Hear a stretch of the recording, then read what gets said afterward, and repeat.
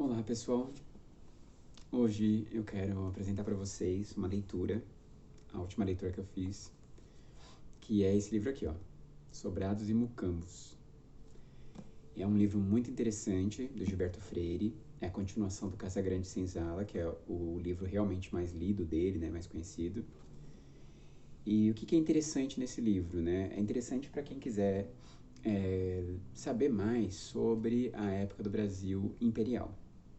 Então, assim, agora tem muitos livros circulando assim e são bem vendidos, como aquele 1808 e tal, que tem retratado, né, o Brasil nesse período aqui. Mas esse livro é interessante porque ele retrata com muito detalhe mesmo, assim, como que foi essa transição de um Brasil rural, de um Brasil latifundiário ali, né, Casa Grande, né, por isso, para um Brasil mais urbano, né? E como que isso aconteceu, como foi a influência da família real aqui, né, no Brasil.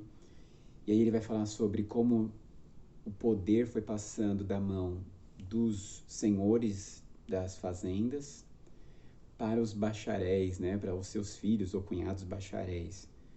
Como que foi acontecendo essa influência da Inglaterra, da França e mesmo influências orientais no Brasil, em tudo, na moda, na alimentação, nas plantas. Ele fala de muitos detalhes sobre isso, é muito interessante.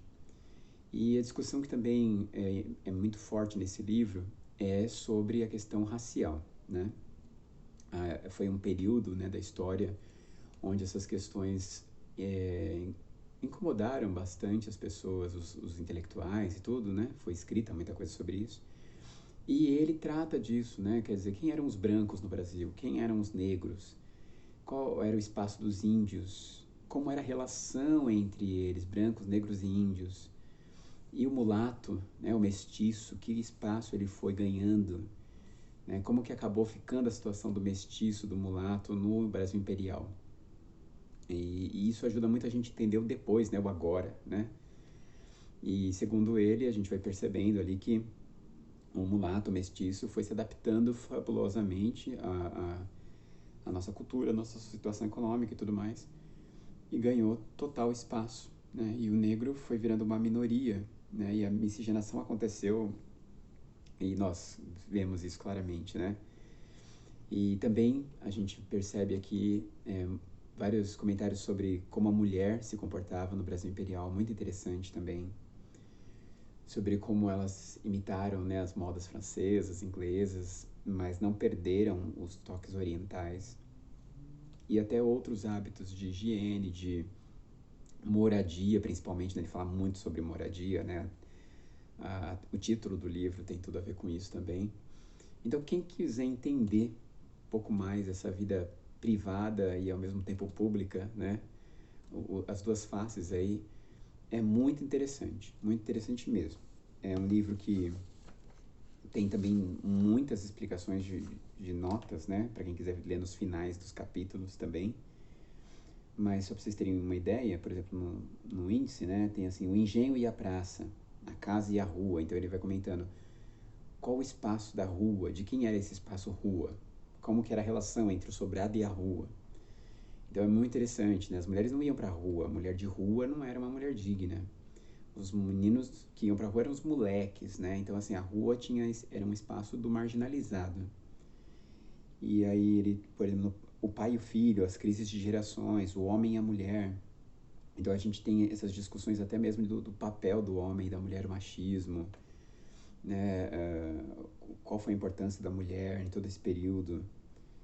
O Mucambo e o Sobrado, então as condições de moradia, as imitações de um modelo europeu que não foi feliz aqui no Brasil, o brasileiro e o europeu, a relação, né, com o europeu, raça, classe e região, muito interessante.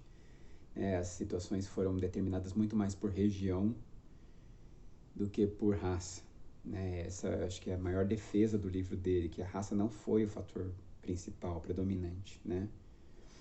E aí ele fala do Oriente e do Ocidente, como foi essa relação também. Tem um capítulo inteiro sobre o escravo, e o animal sendo substituído pela máquina, como que isso demorou no Brasil, né, um dos últimos países a sair da escravidão. E a questão do bacharel também, e do mulato, né? Então você vai ver tudo isso nesse livro, vale a pena ler, né? Enriquece muito, e não só para quem estuda história, geografia, antropologia, mas acho que todo mundo que se interessa por entender nossa sociedade brasileira, né, deveria ler mesmo, certo? Quem quiser saber mais, tiver alguma dica aí de leitura, também aceito. E vamos que vamos, tá bom? Até a próxima, até o próximo livro.